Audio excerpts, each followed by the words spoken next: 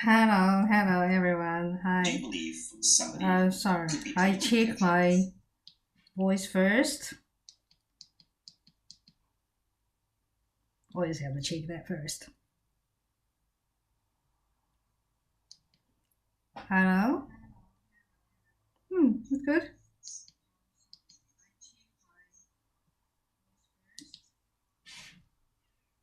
Good. So now we're gonna start.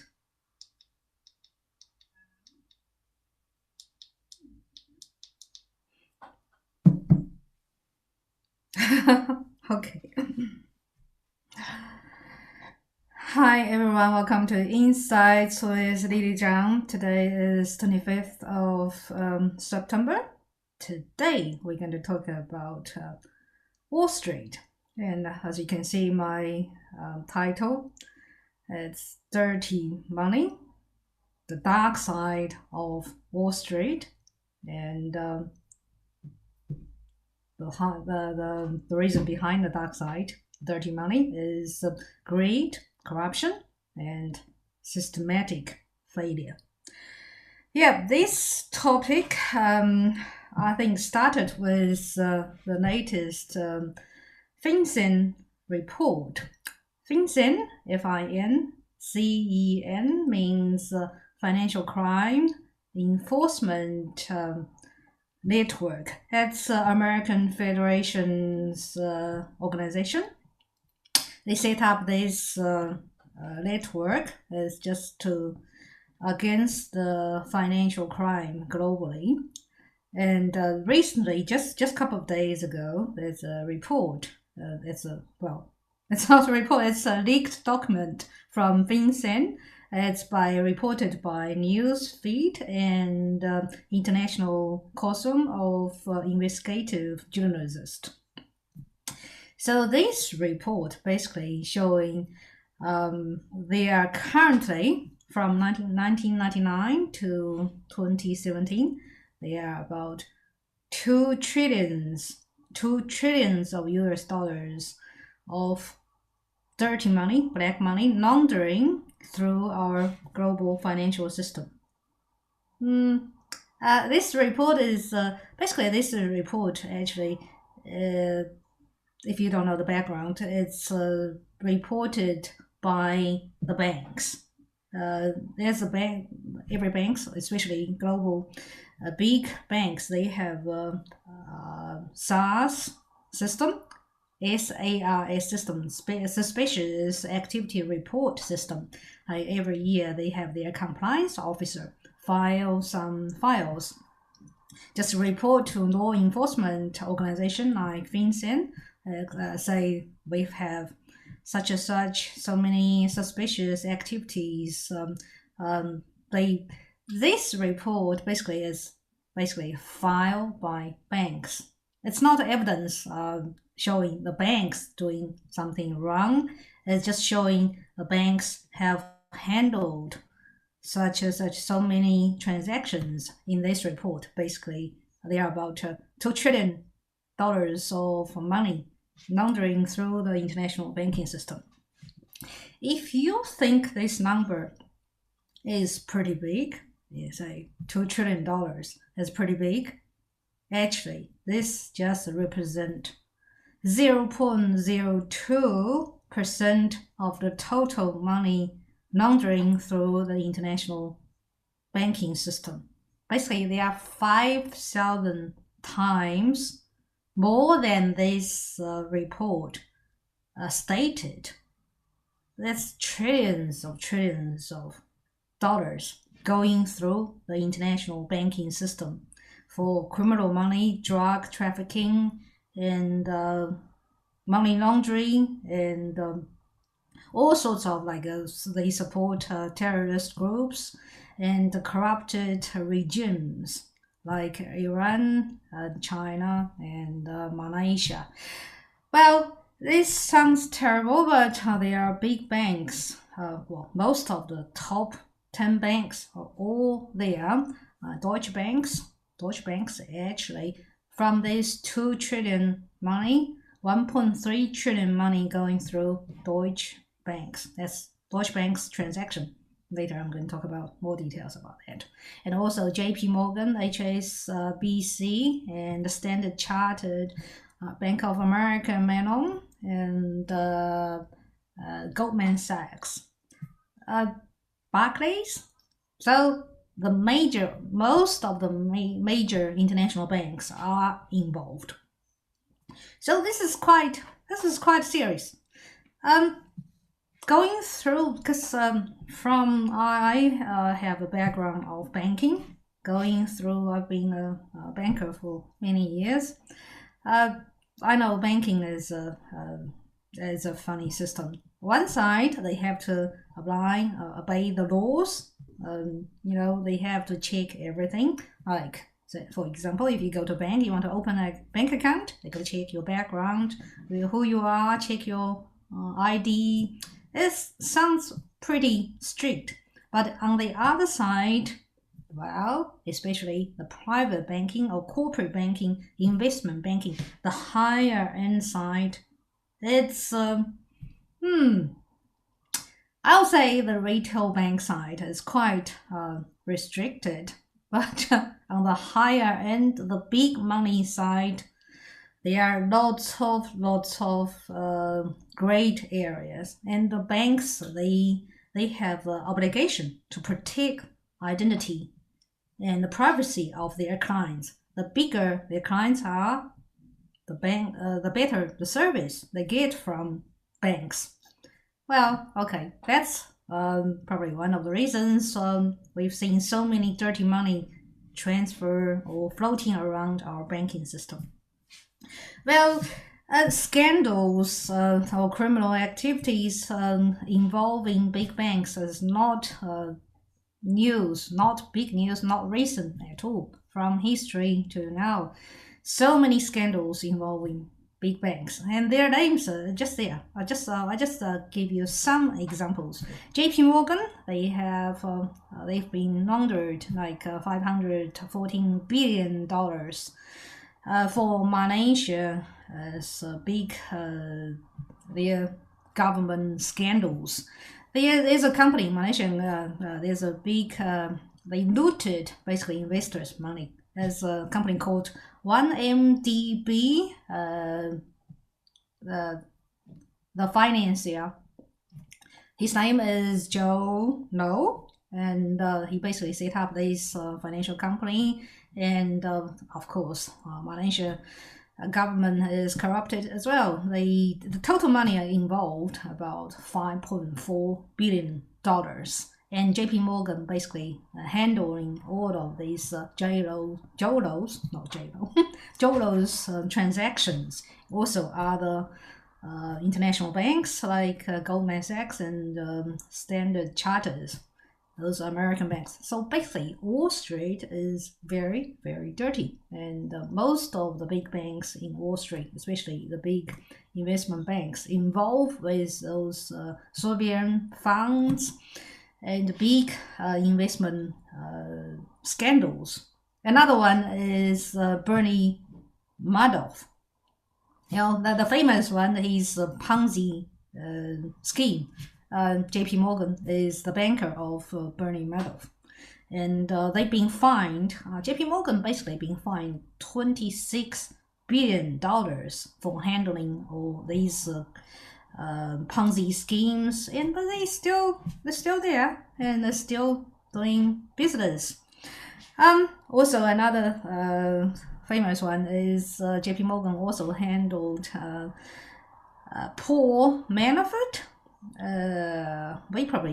Europe, we're probably not very familiar with that, but if you're in America, that's Paul Manafort is ex-campaign manager of Donald Trump. Later, I'm going to talk about Donald Trump's relationship with Deutsche Bank. So basically, they are like $50 million handled by JP Morgan for Paul Manafort. Paul Manafort was famous for money laundering and corruption, things like that. And he was the campaign manager of Donald Trump, and he was involved with some money laundering business with Russia as well in 2016. That's why Donald Trump's family has been investigated by congressional court in America. His family's tie with Russian government. Well, that's JP Morgan. Another one is HSBC, Hong Kong Shanghai Bank. Actually, it's his headquarters is in London. It's famous for Asian drug dealer money, Latin America dealer money, drug money, also the Ponzi schemes in Asia. Basically, in which year? In 2012, HSBC, they handle in Latin America drug money. Basically, those criminals, those drug dealers, just use Hong Kong Shanghai Bank's HSBC's deposit box. They have a special shaped deposit box. They basically deposited how many? $881 million of cash through HSBC's cash deposit box through all over their deposit boxes. It's quite obvious. Actually, in Australia, I think the Commonwealth Bank, Australia's biggest Commonwealth Bank, they've been involved with similar drug ring cash deposit scandal as well. I don't know how the banks handle that. Basically, those almost every single day. This is Australia's Commonwealth Bank. Those drug dealers, they just deposit through Commonwealth Bank's different deposit branches. They carry bags of cash every single day through Commonwealth Bank's different branches. And after a year or two, the bank only reported. It's not because of the drug dealers were being found out. It's because their drug trafficking chain has been discovered by police. And then police find out they deposit all those dirty money through Australia's Commonwealth Bank's branches, through their deposit boxes. This is sounds very similar to Hong Kong Shanghai Bank's HSBC's deposit system. So, these days, if you are a retail customer, if you deposit $10,000 cash, you need to report. The bank will check where your money is from. How did those criminals, drug dealers, can deposit bags loaded of cash every single day through all of their branches and not being reported? Sounds very strange to me. Another one is Standard Chartered Bank. They are one of the largest banks, and they are famous for handling Arab money. Those Arabs, including Arab, Saudi Arabia, and Iran, Iraq, or those corrupted regimes. And basically, they handle how much?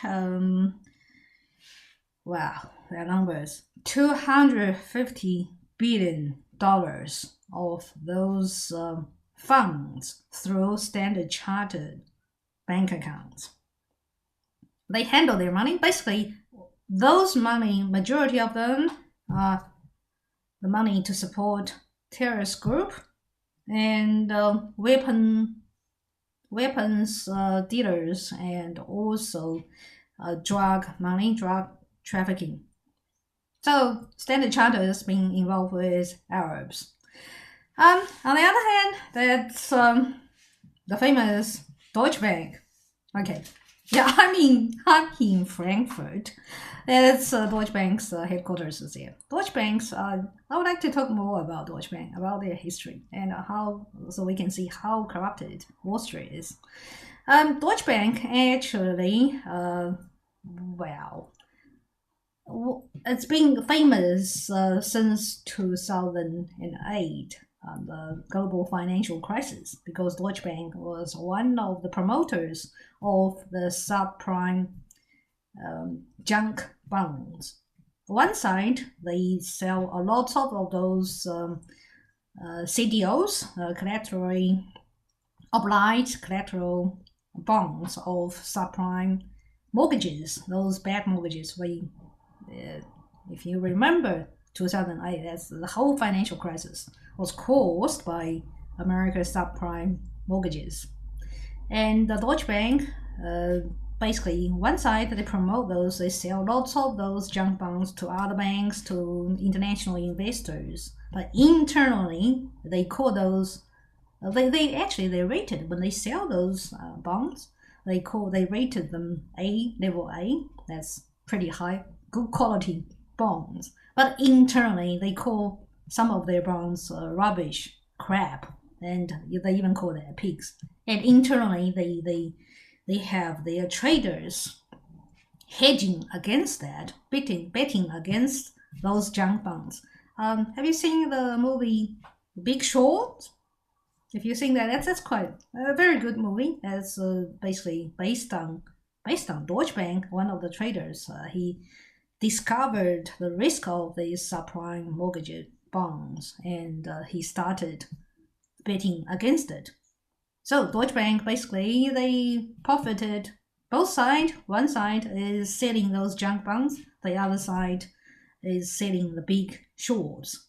But the result we've all seen is a global financial crisis, of course. Deutsche Bank lost lots of money through that.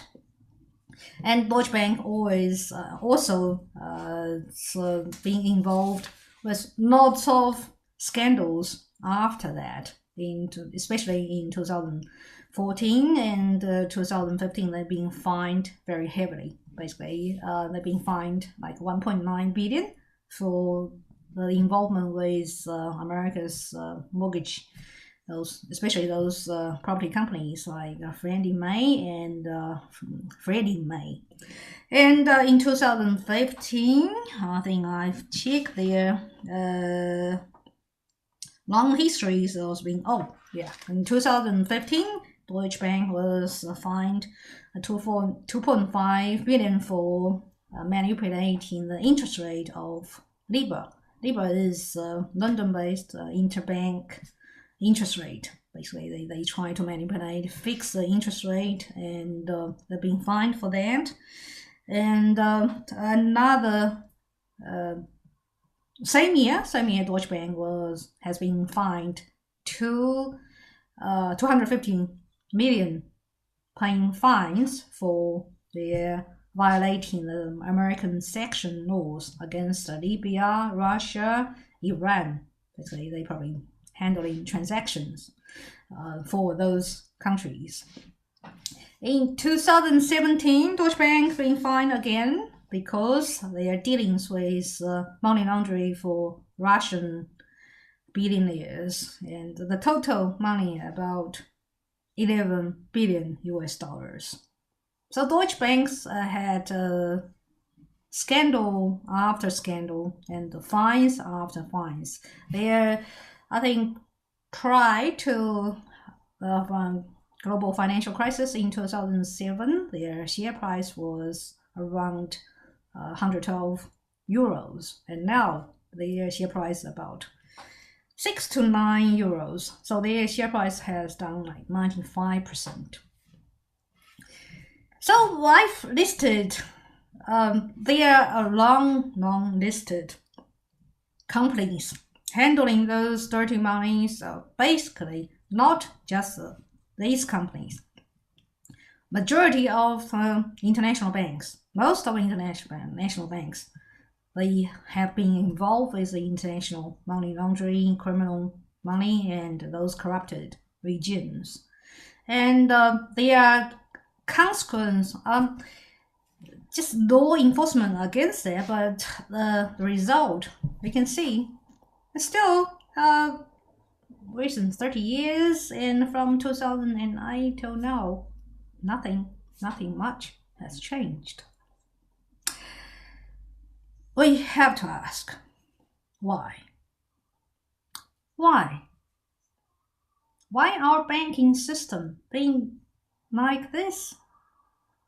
I would like to have a look at Deutsche Bank's history to tell you how a normal bank, a very actually good bank, oh, I wouldn't say good or bad bank. Deutsche Bank was how a normal bank like Deutsche Bank become the corrupted banks of Wall Street.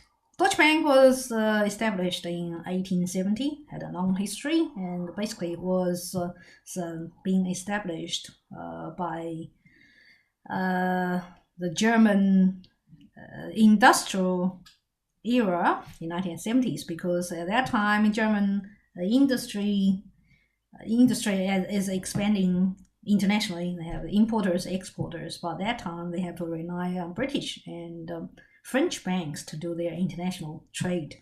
So they needed a German bank to represent, to service German industrial companies. So in 1870, Deutsche Bank was established, and they opened their first international branch in Shanghai in 1871, and then in London. So Deutsche Bank expanded pretty quickly, actually, but 1914, before that's the World War I, Deutsche Bank suffered dramatic loss. They probably lost most of their overseas assets, but they recovered pretty quickly. By 1929, they already had they've been recovered very well, and become a big international bank in 1929. But from Nazi era, so that's why I don't call them good bank or bad banks. Deutsche Bank has close links with Nazi government. They help finance, of course, their weapons and German government's concentration camps and poison gas factories. Well, I wouldn't judge. Banks are not court. They don't have the judgment of criminal or moral things, but they have their historical reasons. I'm not going to criticize too much about that. But after war, Deutsche Bank's been involved largely with the recovery, reconstruction, and redevelopment and reunify of Germany and Europe. Basically, they funded lots of infrastructure projects, and Deutsche Bank basically developed or expand very quickly. So from 1870 to 1970, 100 years, Deutsche Bank's been, well, of course, it's got ups and downs, but Deutsche Bank's been a normal bank for about 100 years. And then that's late 1980s, especially in 1989. It's a milestone for Deutsche Bank. And that time, that's the globalization and also Wall Street's financial expansion. So Deutsche Bank see that's a trend to go to Wall Street, and that's how it did. And it did very well, actually. It did very well in 1989 and throughout 1990s. And basically, Deutsche Bank built up its Wall Street presence from scratch. And after 10 years, in 1995, I think Deutsche Bank basically acquired Bankers Trust. They paid $10 billion to purchase Bankers Trust. And 2001 is listed on New York Stock Exchange. Basically, currently, they are dual listed in New York Stock Exchange and Frankfurt, German DAX. So in very short 10 years, Deutsche Bank from a normal German bank, industrial bank, become one of the largest, at some stage was the largest investment bank by assets in the world. And still, currently it's number 17, the largest bank by assets in the world. But the peak for Deutsche Bank was 2007. By then, it's pretty much was the largest investment bank in the world, and also by assets, largest bank in the world. Well, that was the successful story of Deutsche Bank, but I think from Wall Street from 1990s until now, I think from Deutsche Bank basically just a case study example how our banks change from support industries, support business, support importers and exporters, and become the wolves of Wall Street. I think the Deutsche Bank's one of its major strategy is to align with the rich and famous. One of them, the most famous, of course, is Donald Trump. Donald Trump basically, in 1990s, no American banks would finance him because he's been bankrupted a couple of times, and I think about 68 American banks refused to deal with Donald Trump. But that is the client Deutsche Bank was chasing. So Deutsche Bank from 1990s become Donald Trump's major banker till now, for 20 years, and financing most of Donald Trump's projects, and also including his family, his sons and his son-in-law, Jared Kushner. So I can say without Deutsche Bank, there's no Donald Trump. There's no Donald Trump the billionaire. There's no Donald Trump the president of America. That's why also that's why Deutsche Bank's always involved with these kind of famous people, good and bad. Some of including the Jeffrey Epstein. The famous sex scandal financing, and he killed himself last year. Of course, in August last month, Deutsche Bank's been forced by American Congress and also the High Court hand out Donald Trump's financial record. Of course, Donald Trump actually sued Deutsche Bank because Deutsche Bank has been against this order for a long time because the banks basically cannot hand out. I already say that, but because of the privacy law and their relationship with their clients, they just can't hand out. But by law, if the court order or congressional order, they have to hand out.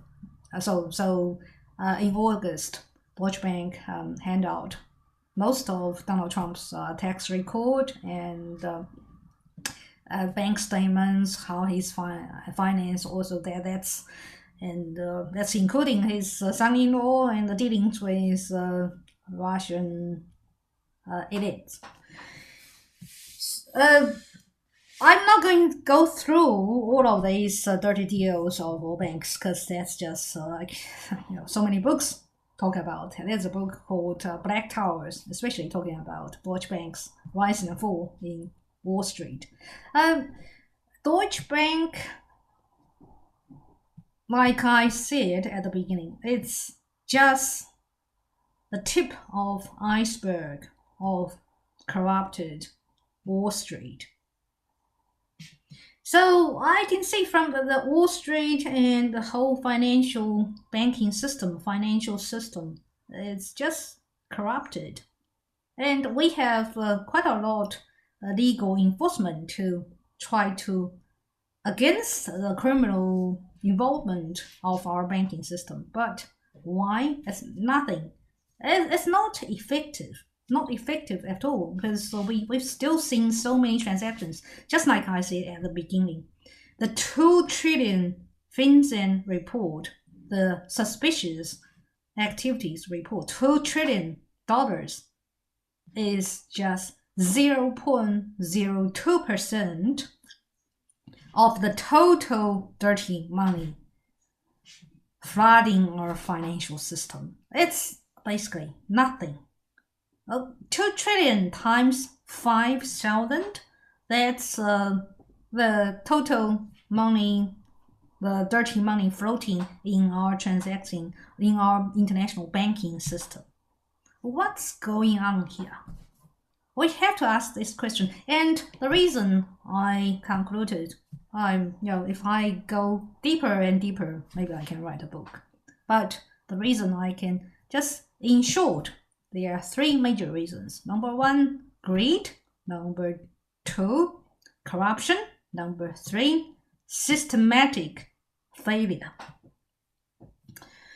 Greed, of course, we know that's human nature, and I've done program on Atlantis. I've done program on the fall of Roman Emperor, and our philosophers, our Greek philosophers, Plato, Aristotle, and Cicero, they talk about these human greed and the corruption of our system like 2,300 years ago. So it's not just now. This is going on for more than 2,000 years. We have this problem. So basically, why banks being fined billions of dollars? They're still doing that. They know better than us, our normal people. They know they're dealing with criminals, but why do they still do it? Why? It's very simple. Answer is just one word: money. Because they make lots of money. They make more money. They make billions of dollars. More money than the billions of fine they've been charged. So the reward is much higher than the risk. What have they lost? Absolutely nothing. They've lost they make JP Morgan, they made like $10 billion out of those Malaysia or Bernie Madoff. They're dealing with them. They charge lots of fees. We all know, banks charge lots of fees. But the retail customer, banks don't make money out of retail customer. They're almost losing money. If you're a small customer, you deposit money into the banks. Banks don't make money out of you. But where do they make money? They make money out of those big clients. Those billions of dollars of transactions. They charge billions of fees. And also investment banks and corporate banking, they charge enormous fees of helping those money transfer flow around the world. If they only charge like 1% of transactions, if you charge you $100, that's nothing. But charge $100 million, that's a lot of fees. So put it very simple. Why banks do it? Why banks being fined billions of dollars and they still continuously doing that? Simple. That's how they make money. Yeah, that's because and also our banks become so greedy, just like Deutsche Bank. It used to be a normal bank, but once they get involved in Wall Street, the banking style has totally changed. Our banking style from the old traditional service industry, service business, service people, and charge some service fees, they become like they making money out of thin air by themselves because they handle money, and also the banks, they create derivatives from just like the 2008 financial crisis. They create bonds, they make money selling those bonds, they create the derivatives from those bonds. Also, most crazily, they created derivatives out of those derivatives. Oh, okay, sounds crazy, right? So basically, banks from service industry, service people, service business to serve those businesses they want to make money quickly and making money for themselves. Basically, they only serve their shareholders. That's their own purpose. Serve their own shareholders, making money, make a quick and short money. So our banks, international banks, their business model, business style, we call that Wall Street model, Wall Street style. That's how Deutsche Bank changed the traditional bank model to the Wall Street model. That's the greedy Wall Street model. Making money, strictly making money. The whole purpose, only purpose is to make money. Doesn't matter if it's dirty money or clean money, as long as it's money and they making money out of this money, and they make money out of thin air. Okay, and you'll say why banks they can do this, and we have FinCEN, this kind of regulators and legal system. How can we prevent banks doing wrong things? Well, that's the second reason why our banking system can continuously doing like this. That's the corruption. So from Wall Street, from our banking system, you can see how corrupted our so-called democracy. Just a very simple example, like from 2008 financial crisis, so many billions of dollars disappear. We've seen one company, Lehman Brothers, collapsing, and other big banks have been bailed out. Of course, they all lose money, and they've been bailed out by American government. And how much is the total bailout money? $7.7 trillion.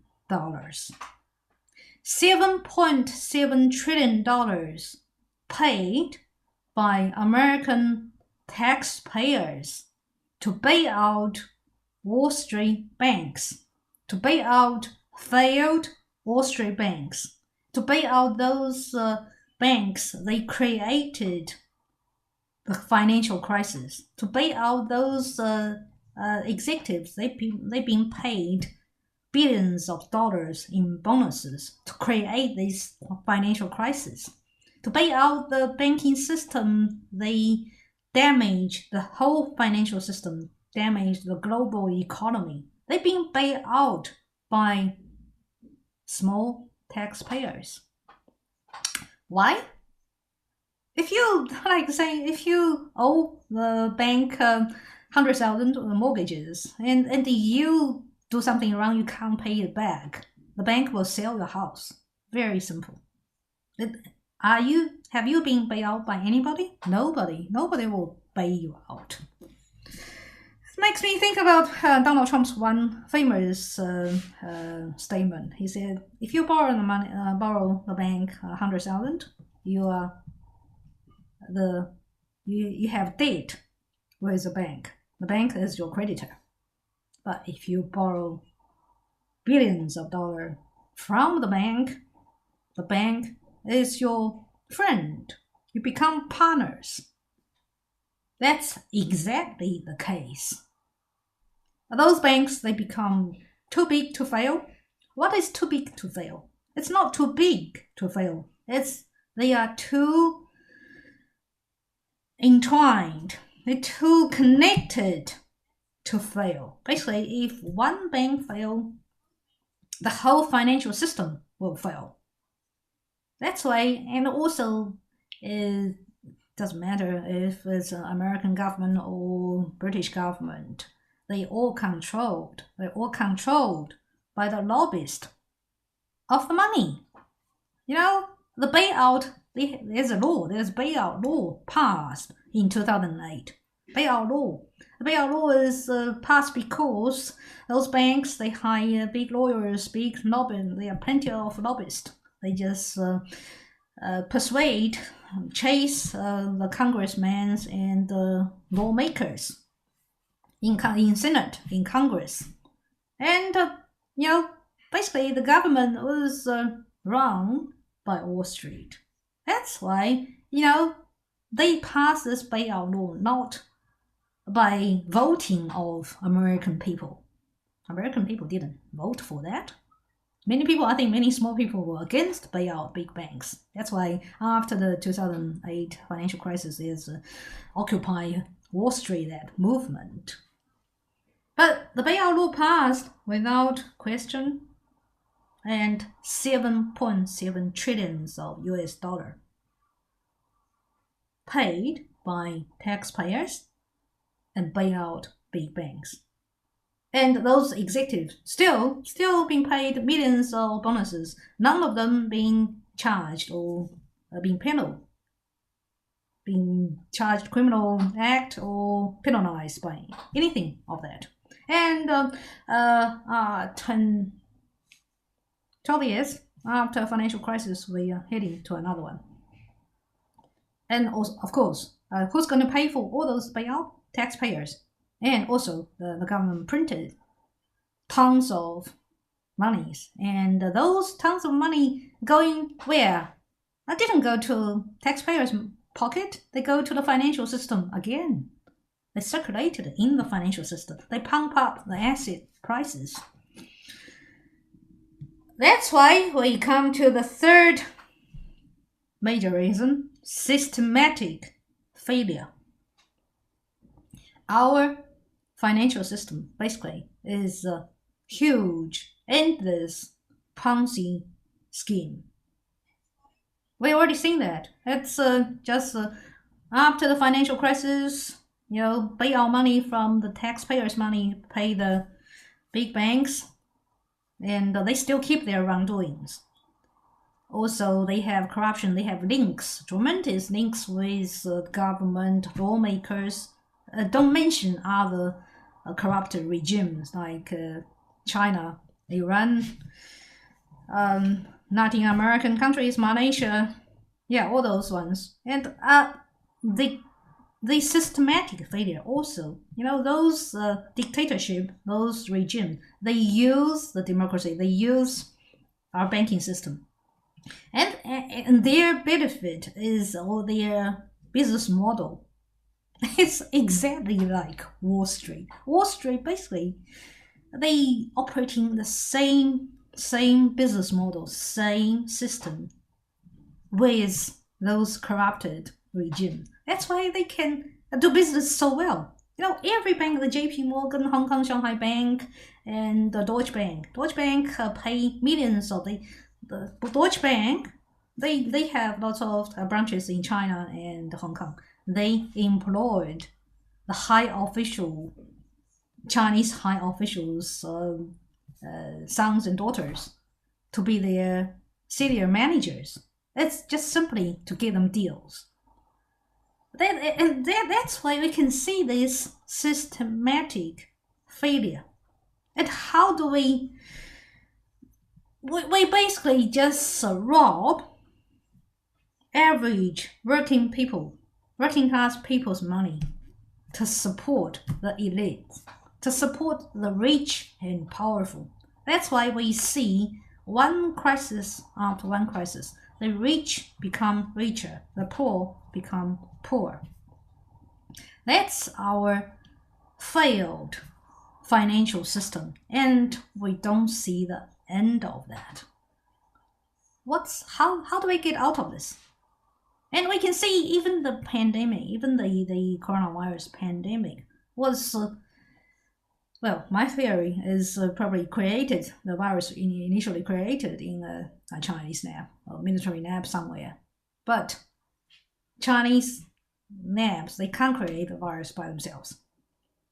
They've been supported by international financiers. They've been supported by international labs. Their P4 labs was created with the help of French government And the virus samples being supported by Canadian, American scientists, and also Chinese government. Of course, they have the network of international pharmaceutical companies. And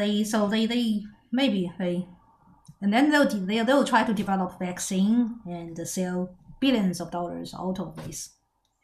So maybe on the surface we just see the pandemic, but deep underneath we see our corrupted system. Like our corrupted system basically serve with the whole purpose of serve rich and powerful. We've been controlled. Even I'm not talking about those dictatorship, totally controlled by themselves. Even our democracy, we call that democracy.